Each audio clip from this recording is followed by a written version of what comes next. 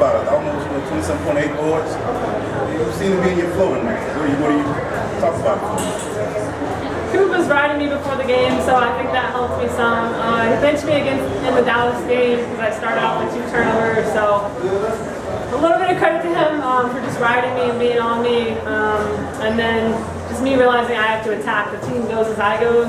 That's a lot of pressure to carry, but it's a big honor as a leader, and so something I'm just like, let me embrace that tonight and keep attacking. Just how difficult is it? A lot of fouls, got some technicals. Tiffany got in foul trouble. Just how important was it to you just to take control of the game, and how difficult is it to get the flow of the offense going in a tightly called game like that? What was the question? I'm sorry.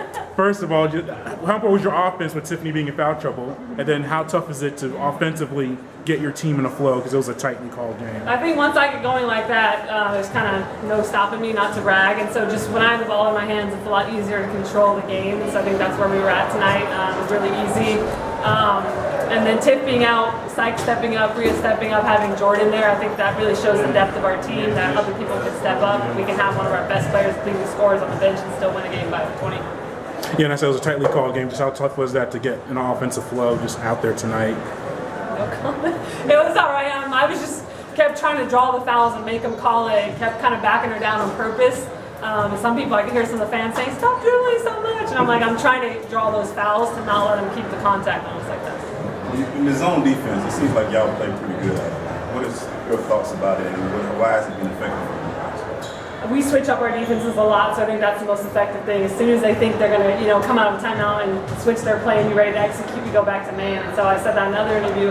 As a point guard, that's really hard to execute against because you're constantly changing when you can't get a rhythm because you don't know what they're in. Whereas I knew what they were doing in horn, so it got really predictable. And so I think it's hard for the offense to find a flow.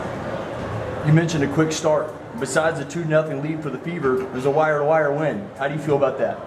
Really good. We start great at home, so we need to take that on the road with us. How do you respond to the responsibility put on you by coach? And he stated in his comments, you're the point guard, how you start and play determines. So how do you deal with that when you're approaching the game?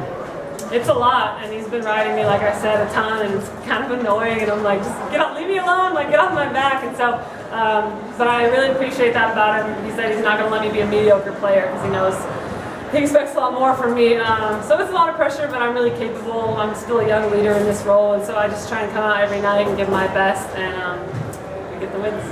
Any other questions? Thank you, ladies. Okay, everyone.